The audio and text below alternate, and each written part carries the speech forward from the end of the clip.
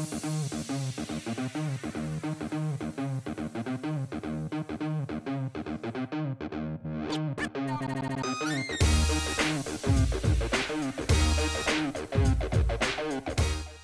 this is Marc, Katz, dating coach for smart, strong, successful women, and your personal trainer for love. Welcome you back to the Love You podcast, where I'm going to teach you everything that you need to know about dating, relationships, sex, and men from a man's point of view. And today, per popular request, we are going to be talking about the idea of Peter Pan syndrome, what to do with a guy who just won't grow up.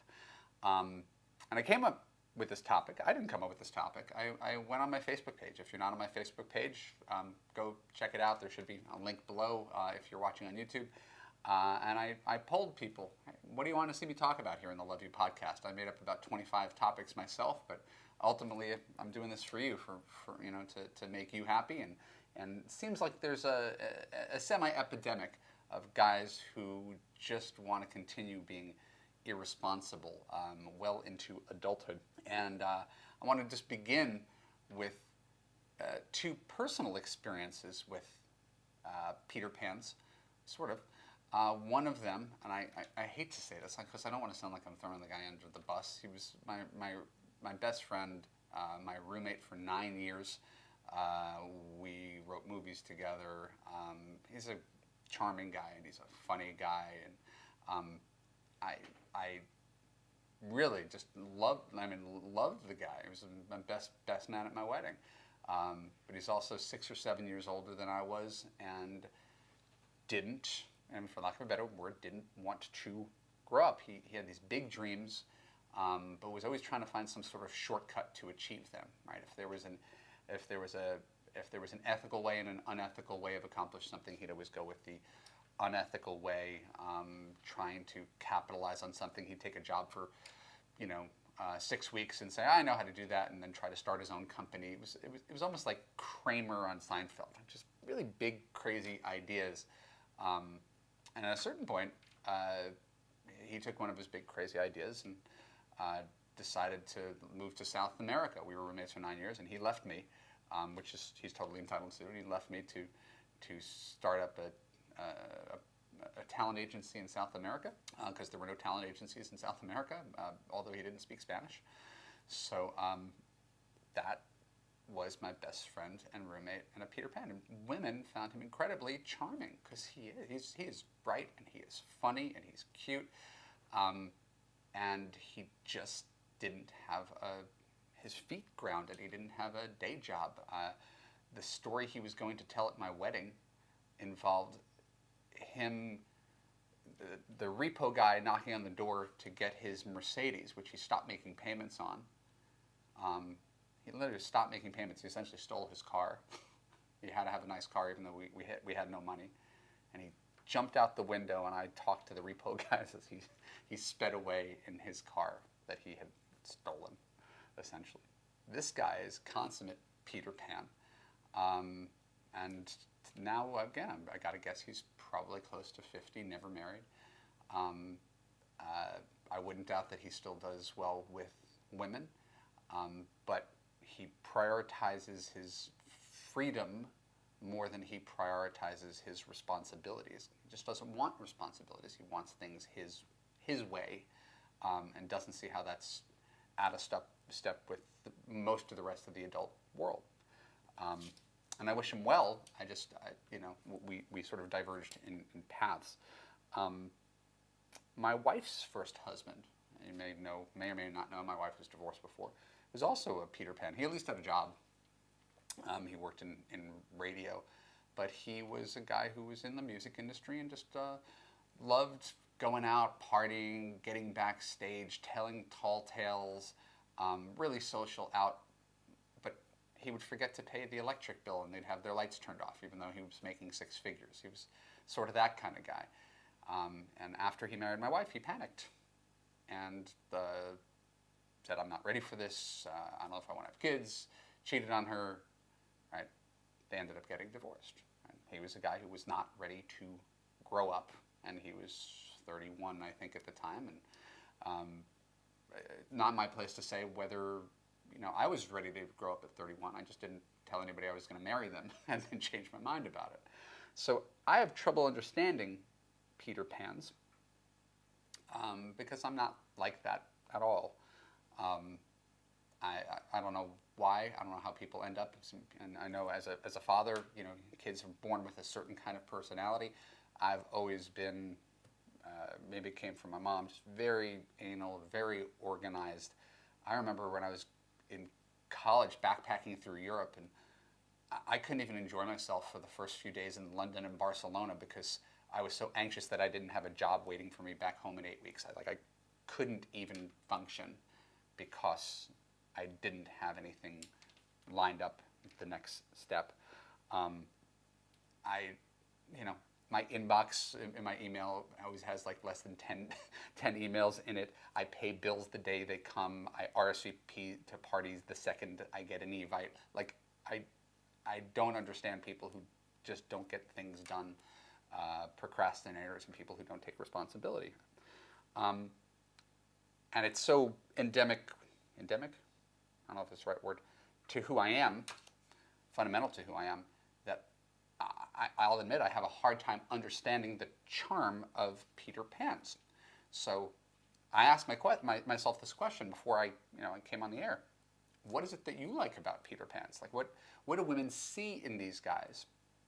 And it occurred to me that it was sort of like what I wrote about in my book, Why He Disappeared, how all good comes with bad, right? So in the book I talked about how, really gorgeous guys are sometimes narcissistic and they haven't developed their other sides of their personality, and how really rich guys, it's wonderful to be with a rich guy, but he might be a workaholic, he might prioritize you low on his totem pole, he might be really arrogant, he might think he could buy you a gift and have that substitute for his time.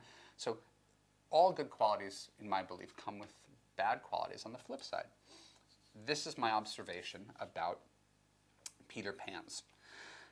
Peter Pans are spontaneous, right? That's great. Who doesn't like spontaneity? Doing something, out of the blue, exciting. The problem with Peter Pans, of course, is that they don't plan. Right? It's the nature of spontaneity.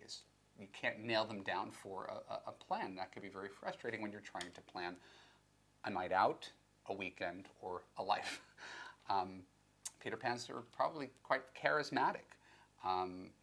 Charismatic people hold the room, tell a great story, raconteur, flirt. The problem is that such people are sometimes flirtatious. They might have a wandering eye. They could be tactless and insensitive. It comes with being the center of attention. Right? You suck up all the air in the room, and it's all about you, and you're not necessarily as attentive to other people. Peter Pans are fun. That's the nature. What's the point of being a kid if you're not going to be fun? The problem with being fun is that you don't always have the ability to say no. You don't have great impulse control. So you'll say yes to the extra drink, or to staying up late, or to the woman who says, hey, come with me. Right? So if you don't have the ability to say no because you're the fun guy, and you don't really think of consequences, well, there could be a problem with that Peter Pan. There's the dreamer. Right? I get that.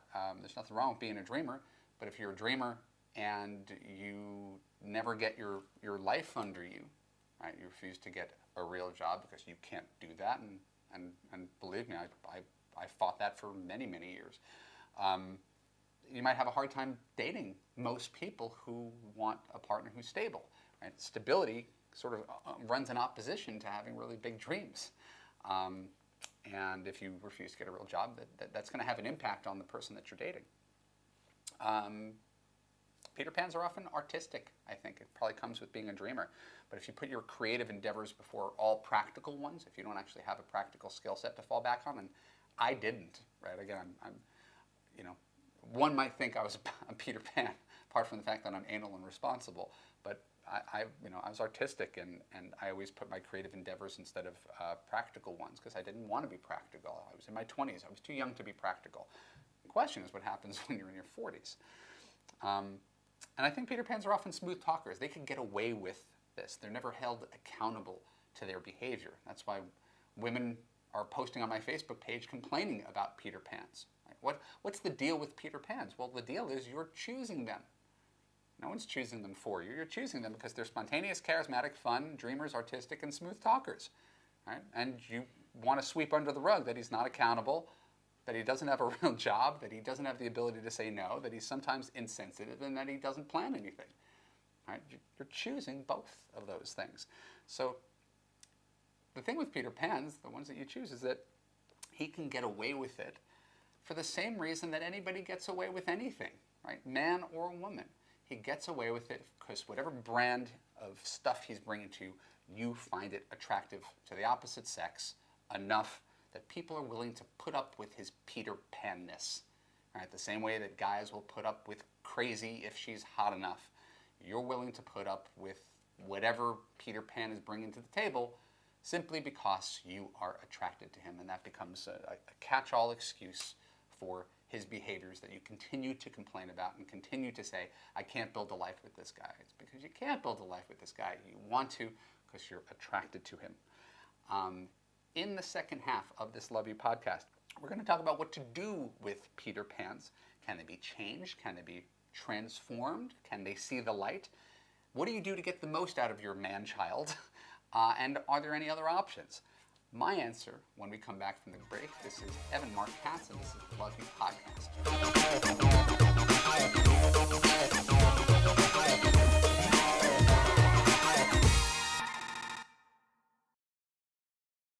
Hey, this is Evan Marc Katz, dating coach for smart, strong, successful women and your personal trainer for love. Welcoming you back to the second half of the Love You podcast, where you can learn everything you need to know about dating, relationships, sex, and men. And we are talking about Peter Pan syndrome. I don't know if this is an official diagnosis by a doctor, but it's something we're all familiar with. The guy who just doesn't grow up. What are the pros? What are the cons? And how do you deal with a guy who really puts his childlike needs ahead of yours? Now, I think it's important to go slightly deeper and get into a clearer definition. Some behavior that could be labeled Peter Pan-ish is inherently benign when it's in moderation, right? If a guy is into video games, I'm not into video games. If a guy's into video games, it's fine as long as he doesn't let the video games run his life. If he's a really big sports fan, that doesn't necessarily mean he doesn't want to grow up. It means he's a fan of his team, as long as he has it in, good life balance, and you don't find that your needs are neglected as a girlfriend. The problem, of course, is when you observe this guy in full and you see that his entire life is built around simply his needs. Now, we all need to be somewhat selfish. We need to have boundaries. We need to have our passions and the things that we believe in and enjoy and stand up for. But if you're part of a couple, the very nature of being part of a couple is making your partner's needs as important as yours or even more important than yours. If you're going to be a really, really good partner, you have to think of two. I may have told this story before. This is not a Peter Pan story, but it's a funny story about not being attentive to your partner's needs. My wife and I had just moved in together. We moved in together after we got married, and I was out like 8 o'clock driving in our new neighborhood, and I saw a taco truck, and I bought 3 little tacos, and I came home and I told my new wife, I said, honey, it was amazing. I had no idea that at 8 o'clock at night on Pico Boulevard I'd find a taco truck. Is this amazing? And she just like looks at me up and down. She's like, you didn't get me any tacos? And the thought, I swear to God, didn't even occur to me to offer to. She goes, it's dinner time. You bought yourself tacos and you got me nothing. And it's because I had been single for 35 years and I was not used to thinking for two. Right? It's obviously not a story that makes me look good. The reason I'm telling it is when a person has that simple childlike mindset. Again, I have little kids and they're by nature narcissists. They think they're the center of the universe. Everybody caters to them and takes care of them. So when you live a life where you are the center of the universe, and it's not about your wife and it's not about your kids, right? You're not necessarily much of a partner. You're not thoughtful. You're really just thinking of what works for you. And I just think that there's a lot of guys, and it's, listen, people are selfish. It's not just we're singling out these guys. There are women who are selfish too, right? But Peter Pans would probably just rather smoke a joint than have a desk job, and they'd rather wake up on Saturday with nothing to do and say, oh, let's figure it out, than to have an entire plan for a weekend. And it's not inherently wrong or inherently bad, but it is inherently frustrating to be a partner with someone who doesn't look past his own nose and more than one day in the future. So when is it time for Peter Pan to grow up? Does anybody, I don't know if there's like an official answer for when it's time for Peter Pan to grow up, but if you ask me, he only needs to grow up when there's consequences to not growing up. Right? For me, that's when I, that's when I changed careers. When I said, I don't want to be the 40-year-old guy who's trying to sell a screenplay anymore. God bless the people who continue to pursue their artistic dreams and make it big in Hollywood. But I didn't want to be that guy anymore. So there was consequences, right? Because I wasn't happy. Right? The problem, these Peter Pan guys, is that they're actually happy. Why? Because they're doing things on their terms. Right? Completely selfishly. They do what they want. I just read an article this morning before I came in from Sports Illustrated about Ricky Williams, the football player. He's married with kids, and he travels over 300 days a year, speaking about the virtues of marijuana and going to conferences and just kind of exploring and doing his thing, and right.